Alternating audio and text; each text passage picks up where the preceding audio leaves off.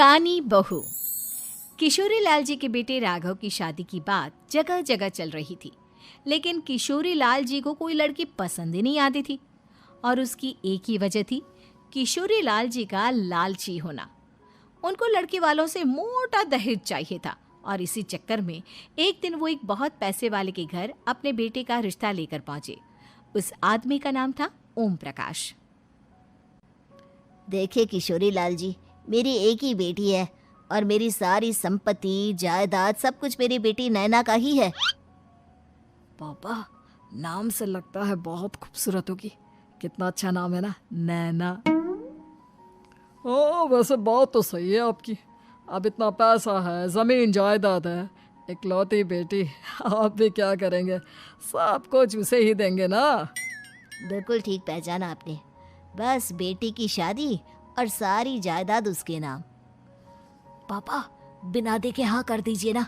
इतना अच्छा रिश्ता फिर कहाँ मिलेगा? माला माल हो जाएंगे हम। मैं अपनी बेटी को बुलाता हूँ। अरे नहीं नहीं नहीं नहीं, आपकी बेटी का नाम नैना है, सुनकर ही लगता है बहुत सुंदर होगी। रहने दीजिए अंकल, मैं तो आपकी बेटी के नाम से ही इतना खुश हो गया हूँ कि उसे बिना देखे शादी करने को तैयार हूँ। अब तो मैं उसका चेहरा सीधे शादी के बाद ही देखूंगा। और इस तरह राघव नैना का चेहरा नहीं देखता और उससे शादी कर लेता है। शादी के बाद अपनी सुहाग रात पर जब राघव नैना का घूंघट उठाकर देखता है तो नैना की आंखें बंद थी। कितने खूबसूरत हो तुम नैना, जरा अपनी आंखें खोलकर मेरी तरफ देखो तो सही। नहीं, मुझे शर्म आती है। अरे, मैंने तुम्हें शादी से पहले भी नहीं देखा, और अब अगर तुम आंखें खोलकर मुझे देखोगी भी नहीं तो मुझे अच्छा कैसे लगेगा? इससे पहले कि नैना अपनी आंखें खोलकर राघव की तरफ देखती, अचानक से लाइट चली गई और राघव नैना को पूरी तरह से देख भी नहीं पाया।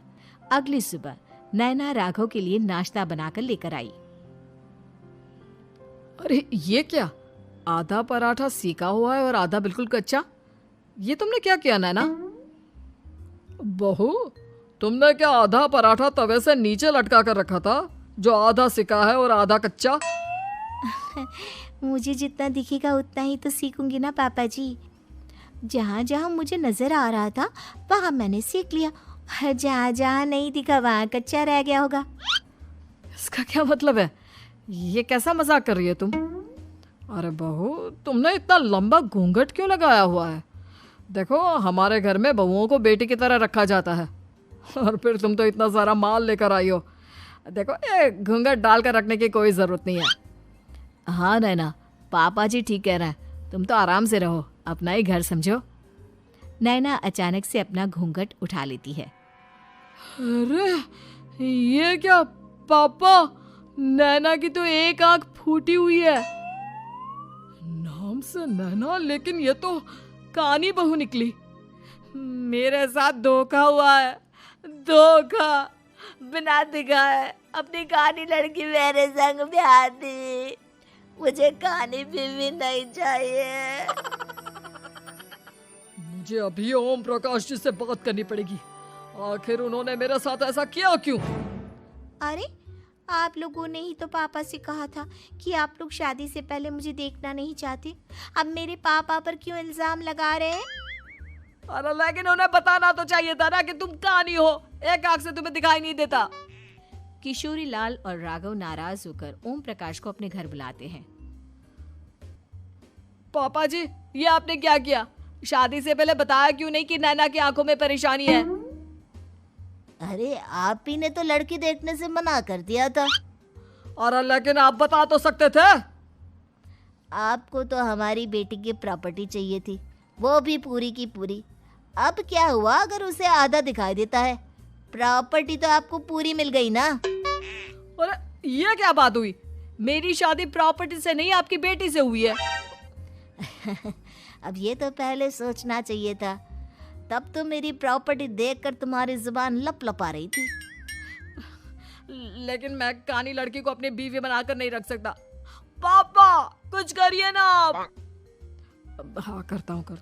देखिए ओम प्रकाश जी, आप हमारे साथ ऐसा नहीं कर सकते। और तुम देखो, अगर तुमने मेरी बेटी से शादी तोड़ी ना, तो जो भी प्रॉपर्टी मैंने तुम्हें दी है वो तो पूरी की पूरी वापस ले ही लूँगा, और आधी प्रॉपर्टी तुम्हारी भी लूँगा।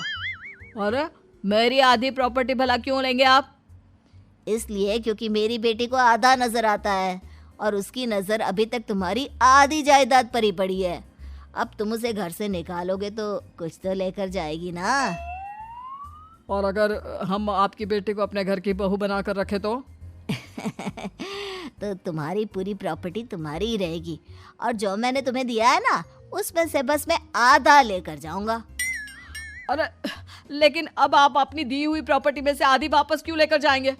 अगर मैं आपकी बेटी को अपनी पत्नी बनाकर रखने को तैयार हूं तो? इसलिए ताकि भविष्य में अगर तुम मेरी बेटी को धोखा दो तो उसके पास कुछ तो रहे जो पति का हो। वैसे मेरे पास तो बहुत कुछ है, लेकिन अपने पति की कोई निशानी तो उसके पास होनी चाहिए ना। अब अगर तुमने मेरी बेटी को कहानी कहा तो तुम्हें प्रॉपर्टी भी कहानी ही मिलेगी, पूरी नहीं। जमाए राजा। किशोरी लाल और राघव समझ चुके थे कि वो बुरी तरह फंस चुके हैं और अब उनके पास वहां से निकलने का कोई चारा नहीं है। अब समझ में आया ना, लालच बुरी बला होती है। एक तो तुम्हें प्रॉपर्टी मिली, ऊपर से बीवी मिली, उसमें तुम्हें नखरे भी दिखाने हैं। आए बड़े, चुपचाप बैठो दोनों। कुछ दिनों के बाद नैना राघव की कार लेकर बाजार घूमने निकलती है और जब कार लेकर वापस आती है, ये क्या? एक तरफ से मेरी गाड़ी पूरी खराब हो चुकी है। लगता है तुमने मेरी गाड़ी को किसी दूसरी गाड़ी के साथ एक्सीडेंट किया है। अरे अरे कितना बड़ा नुकसान कर दिया तुमने बहू। वो क्या है ना पापा जी, मुझे एक आंख से दिखाई नहीं दे रहा था, सामने से गाड़ी आ रही थी। मुझे तो सिर्फ आधा ही दिखाई दिया और वो गाड़ी मेरी कार से रगड़ते हुए निकल गई। अब मैं क्या करूं बताओ? आप इसे ठीक कराने के पैसे कौन देगा? तुम्हारे पापा। तुमने मुझसे इस तरह से बात की? अभी रुको। नैना राघव की शिकायत ओम प्रकाश को कर देती है। देखो राघव, अब जो मेरी आधी प्रॉपर्टी तुम्हारे पास थी ना, उसमें से आधी और मैं लेकर जाऊंगा, क्योंकि तुमने मेरी बेटी को डांटा। अरे नहीं नहीं पापा जी, गलती हो गई, माफ कर दो। गलती की तो कोई गुंजाइश ही नहीं। अगली बार मेरी बेटी को डांटा तो बची हुई आधी में से आधी और ले जाऊंगा। लालच के चक्कर में हम दोनों ने बहुत बड़ी गलती कर दी बेटा। एक तो तुम्हें कानी बहू मिली और ऊपर से जो माल मिला वो भी काना। इस तरह राघव की हर एक गलती पर ओम प्रकाश उसकी प्रॉपर्टी का आधा आधा हिस्सा लेकर अपना सारा माल वापस ले गया और राघव को कानी बीवी से काम चलाना पड़ा। भाई लालच वाकई में बुरी बला है।